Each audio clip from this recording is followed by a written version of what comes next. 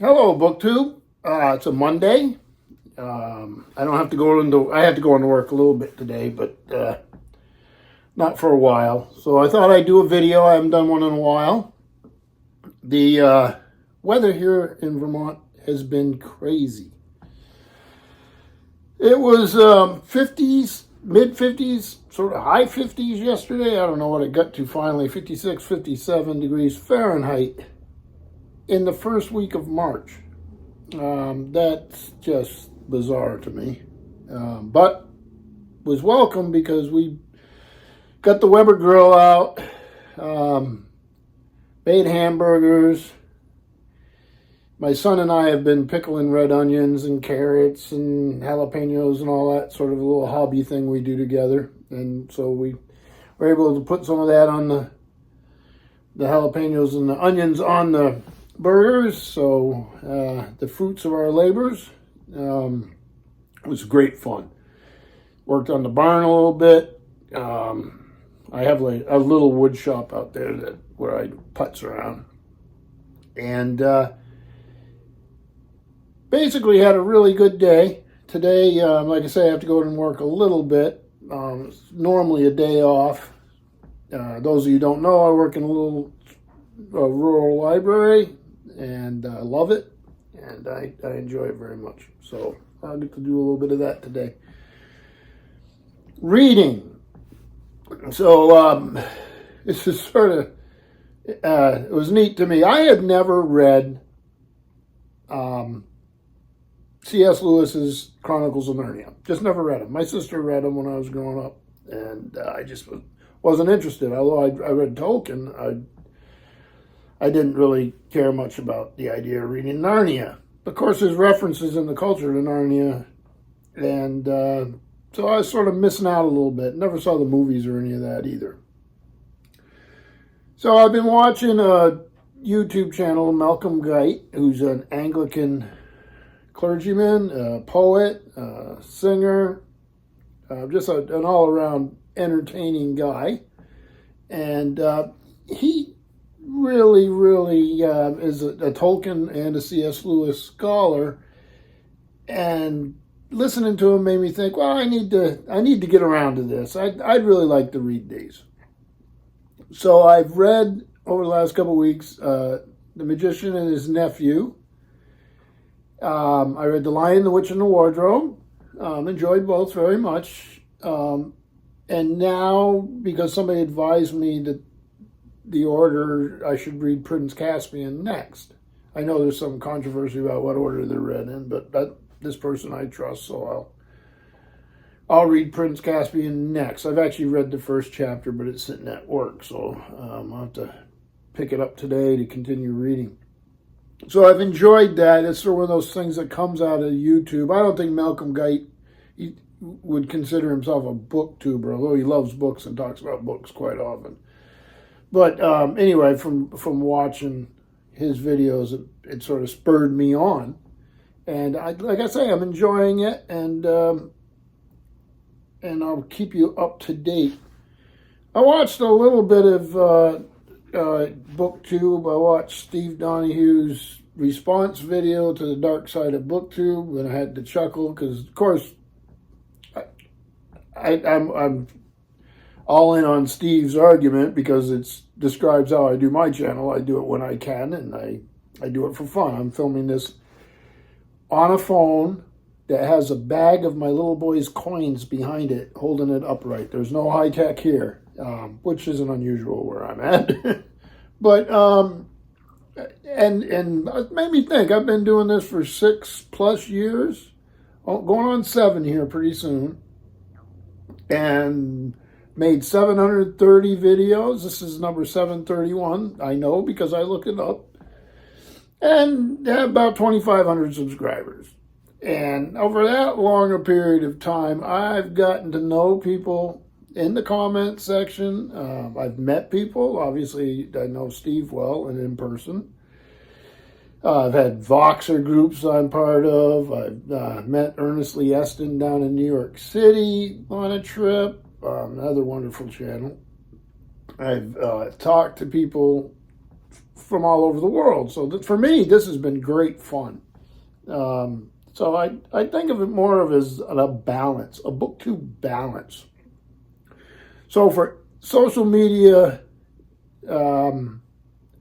obviously I've just described the good side of social media, right? The making of friends and community, and I believe that. But there's a bad side to everything. There's always the dark side, and I just choose not to be involved in it. The expectations, as Steve said, I probably have a lot to do with it. For other social media, on Instagram, I have about the same number of subscribers. I post very often on Instagram because it's easy. It does start conversations, and I've made friends there. I mean, on Instagram that are different friends than I had on BookTube.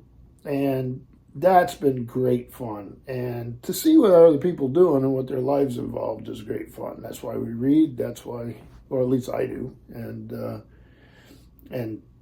meet people. But that balance for me doesn't just apply to social media. It does to television. It does to anything. I try to mix things up a bit. Like I say, I did do a little bit of my stuff out in my woodworking shop, barbecue grills, go to friends' houses. We had a friend had a birthday the other night, and that was great fun. Meet other people.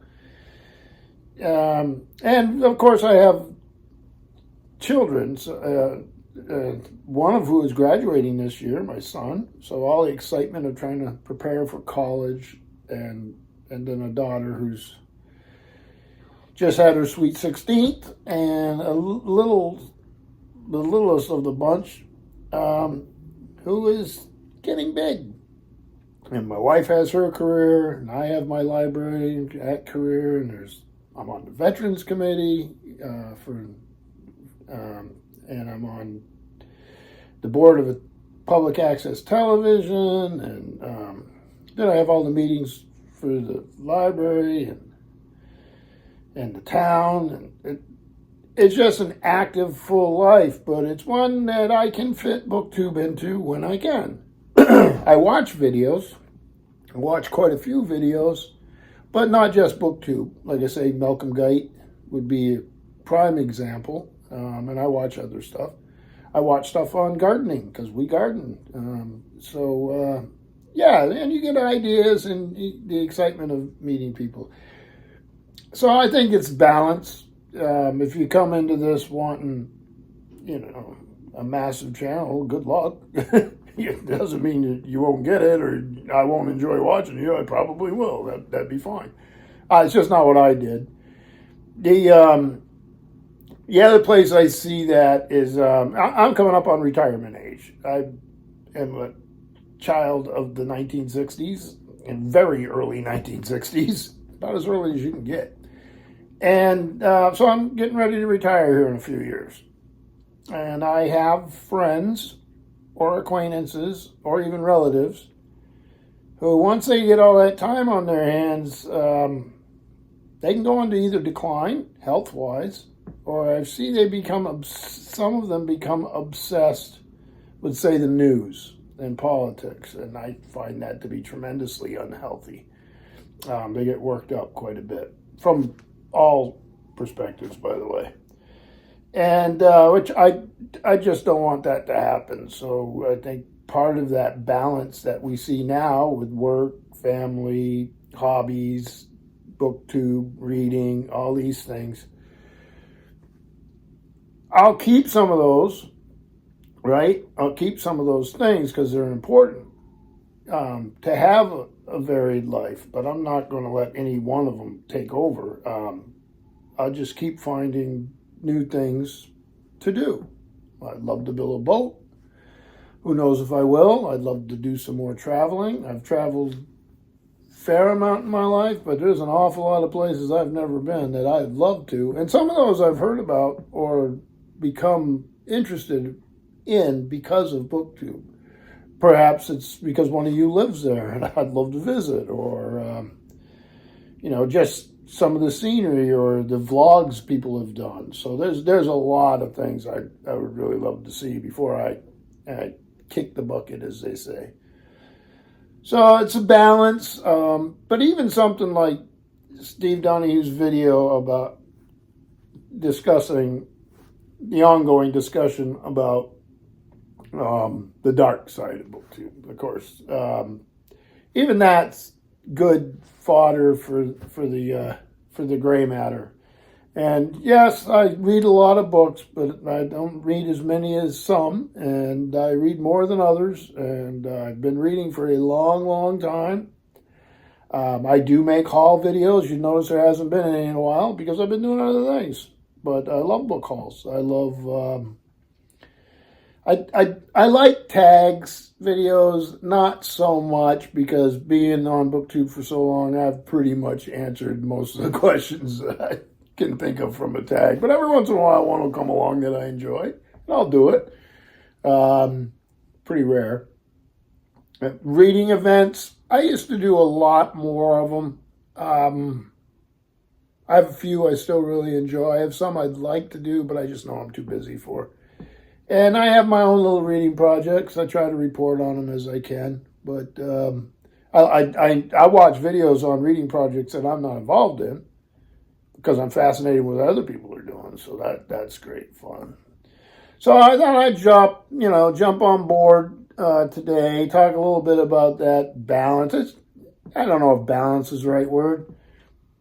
You just want some variety in your life. And BookTube matters to me, but...